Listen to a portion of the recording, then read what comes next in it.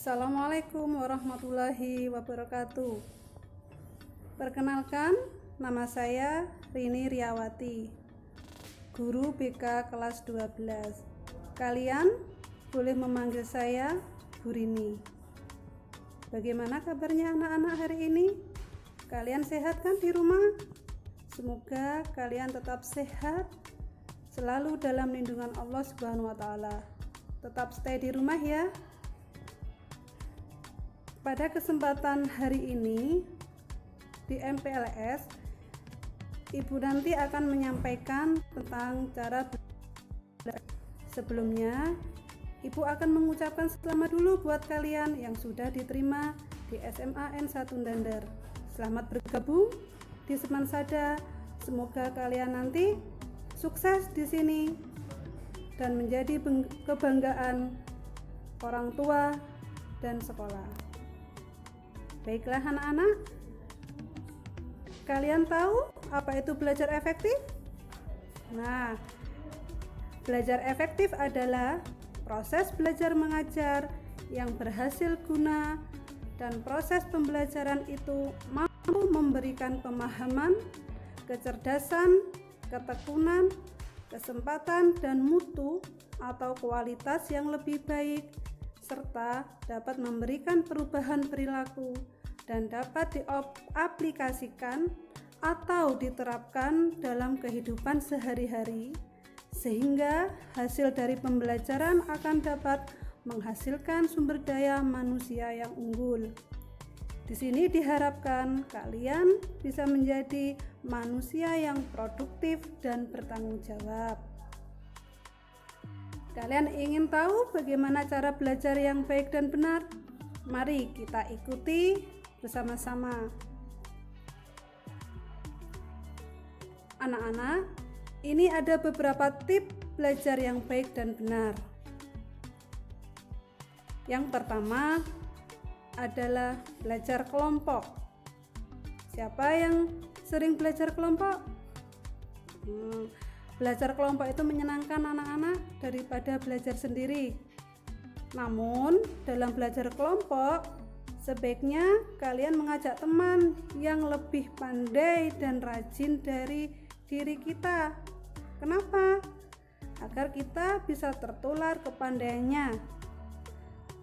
Kegiatan yang dilakukan adalah kegiatan membahas materi yang belum dipahami ketika berada di sekolah, atau materi yang disampaikan oleh Bapak Ibu guru kita belum paham, maka kita hendaknya belajar kelompok bersama dengan teman.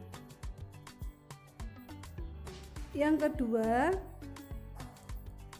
kalian harus rajin membuat catatan intisari pelajaran.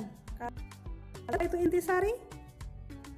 Intisari itu adalah bagian-bagian yang penting anak-anak. Bagian-bagian penting itu harus kalian catat di buku kalian atau di kertas kecil yang bisa kalian bawa kemana, sehingga kalian bisa belajar kapanpun. Namun, tidak boleh dijadikan media untuk mencontek ya, berdosa. Kalian harus jujur. Yang berikutnya adalah membuat perencanaan yang baik. Kalian harus bisa merencanakan apa tujuan kalian, hendaknya diiringi dengan rencana yang baik. Prioritaskan pada mapel yang kalian anggap sulit. Namun jangan lupa belajar mapel yang lainnya. Jangan yang sulit saja ya anak-anak ya.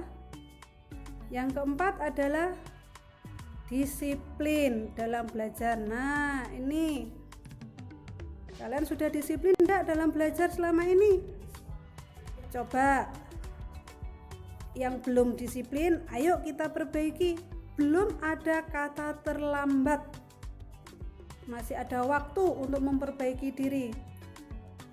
Kalian harus belajar sungguh-sungguh, disiplin dalam belajar, tepat waktu. Kapan saatnya saya belajar, saya ya belajar. Jangan ketika kalian waktunya belajar, kalian gunakan untuk bermain.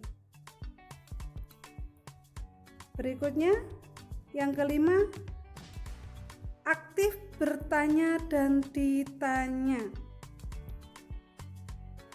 Jika ada hal yang belum jelas, maka tanyakan pada guru. Namun, bertanyalah secukupnya dan jangan bersifat menguji. Kalau kalian ditanya oleh Bapak Ibu guru juga begitu sebaliknya. Kalian harus menjawab, jangan diam saja. Saling bertanya, kemudian kalau ditanya, kalian berusaha untuk menjawab. Yang keenam, anak-anak, kalian harus serius dan tekun. Selama ini, apakah kalian sudah serius dalam belajar? Ayo kita renungkan bersama-sama. Kalau belum serius, sekarang saatnya kita untuk belajar lebih serius lagi. Dengarkan apa yang disampaikan oleh Bapak Ibu guru. Ingat, catat anak-anak sesuatu hal yang penting. Ini biasanya anak-anak itu jarang sekali melakukan. Karena apa? Sesuatu hal yang penting itu kadang akan keluar ketika ujian. Kita tidak akan pernah menyadari itu. Nah, mulai sekarang mumpung kalian masih di kelas 10 awal tahun ya, nanti kalian masih bisa belajar untuk memperbaiki diri. Berikutnya anak-anak, yang ketujuh adalah hindari belajar berlebihan. Nah, coba lihat, dia kecapean, lelah, sampai dia tertidur. Ini contoh belajar yang berlebihan anak-anak. Ini tidak baik untuk ditiru. Coba dia kelelahan, dia belajarnya larut malam. Berdampak kepada apa anak-anak? Jelas kepada kesehatan. Jelas dia akan ngantuk. Nah, nggak boleh ya seperti itu. Kalian harus belajar sesuai dengan jadwal yang sudah kalian buat. Belajar dalam waktu yang sebentar tapi sering itu akan lebih baik dari belajar dalam waktu yang lama tetapi dilakukan hanya sekali. Mengerti enggak maksudnya? Jadi kalau kalian mau belajar, lebih baik sering kalian lakukan dalam waktu yang sedikit daripada belajar dalam waktu yang lama. Berikutnya, yang ke-8 adalah jujur dalam mengerjakan ulangan dan ujian. Berapapun hasilnya, kalian harus jujur, harus bangga dengan kemampuanmu sendiri. Jangan berusaha mencontek, walaupun sesulit apapun. Kamu harus berusaha mengerjakan dengan kemampuanmu sendiri. Karena apa? Setiap anak itu memiliki kemampuan yang berbeda-beda. Tidak boleh curang ya. Kemudian yang ke-9, jangan malu bertanya. Nah, ini kebanyakan anak-anak kalau ada kesulitan dalam menerima materi, jarang ada anak yang bertanya. Ini jangan seperti itu. Kalian harus berusaha hilangkan rasa malu itu. Karena apa? Menurut pepatah katanya malu itu sesat jalan. Jadi berusahalah, kalian harus berani biar kalian itu lebih memahami tentang materi yang belum kalian mengerti. Yang ke-10, kerjakan PR. Siapa yang selama ini kalau ada PR selalu mengerjakan? Nah, itu Ibu acungi jempol ya. Kerjakan PR dengan baik. Jangan selalu menunda-nunda. Jangan ada alasan untuk tidak mengerjakan. Pokoknya setiap kali ada PR langsung dikerjakan biar kalian juga enak. Yang ke-11, selalu mengulang pelajaran yang sudah diajarkan oleh Bapak Ibu guru dan berlatih pelajaran yang kurang disukai. Kalau kamu pulang ke rumah, ulangi lagi pelajaran itu, entah itu dibaca sebentar, boleh, biar kamu nggak lupa. Kamu juga harus berlatih pelajaran yang nggak kamu sukai. Kenapa? Kalau pelajaran nggak kamu sukai, nggak sering kamu pelajari, semakin lama semakin kamu tidak akan suka. Maka dari itu kamu harus berusaha terus mempelajari pelajaran yang kamu tidak sukai. Nanti lama-lama kamu akan menyukai dan kamu akan bisa. Berikutnya, nah ini yang penting ya. Yang ke-12, cukup makan dan istirahat. Anak-anak, kalian harus istirahat yang cukup, makan yang bergizi. Karena apa? Semua itu kalau tidak diimbangi dengan makan dan istirahat, kamu juga tidak akan pernah bisa menerima materi pelajaran dengan baik. Kalian juga tidak bisa konsentrasi kalau kalian kurang makanan yang bergizi. Apalagi kalau kalian sering bergadang, itu berarti istirahatnya kurang. Pasti akan ngantuk ketika belajar di sekolahan. Yang ke-13, ikuti kegiatan ekstra yang kamu senangi.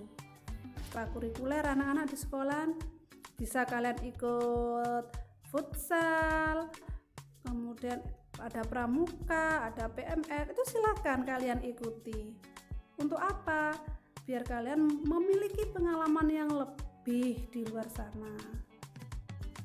Ada pengetahuan yang lebih kalian dapatkan, ada keterampilan yang akan kalian dapatkan di kegiatan ekstra.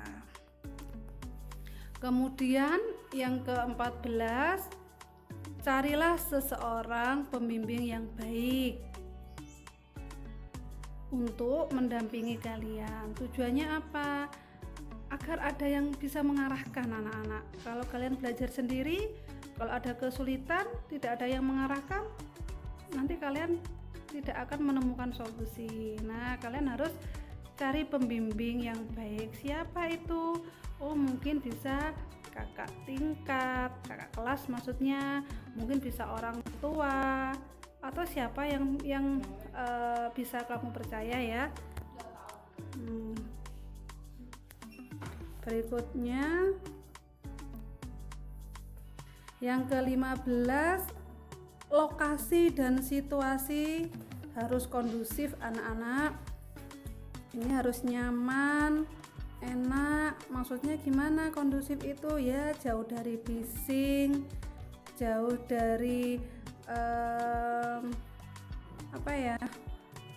mungkin keramaian. Nah, ini kamu harus cari tempat yang menurut kalian kondusif untuk belajar.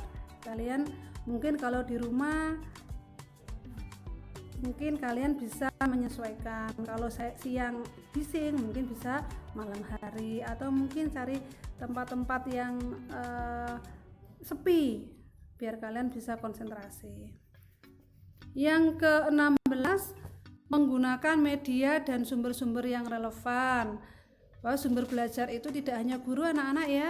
Kalian bisa menggunakan media-media internet, koran, itu bisa kalian gunakan sebagai sumber belajar. Mungkin televisi, sekarang selama masa pandemi di TVRI pun juga ada, itu bisa kalian ikuti. Mungkin itu anak-anak materi yang bisa ibu sampaikan. Ada kurang lebihnya ibu mohon maaf. Kalian harus tahu bahwa setiap usaha itu tidak akan pernah membohongi hasil. Jadi apapun yang kalian lakukan pasti akan mendapatkan hasil yang baik, yang maksimal. Jadi kalian harus tetap berusaha dan semangat belajar. Untuk materi ini bisa kalian unduh ya di sini ya, di bit.ly materi belajar efektif Semansada. Setelah ini kalian jawablah pertanyaan berikut anak-anak. Ada 5 pertanyaan yang harus kalian kerjakan di sini. Yang pertama, apa yang Anda ketahui tentang belajar efektif? Kedua, jelaskan bagaimana cara belajar Anda selama ini. Ini terkait dengan kebiasaan-kebiasaan Anda ya. Yang ketiga, bagian mana yang harus Anda perbaiki dari cara belajar Anda? Keempat, menurut Anda belajar dari rumah selama pandemi COVID-19 itu efektif atau tidak? Jelaskan. Dan yang kelima, ceritakan rutinitas belajar Anda selama pandemi COVID-19. Untuk pertanyaan ini bisa kalian jawab melalui link ini ya, bit.ly jawab soal belajar efektif Semansada. Terima kasih anak-anak. Salam sehat, sukses selalu buat kalian semua. Wassalamualaikum warahmatullahi wabarakatuh.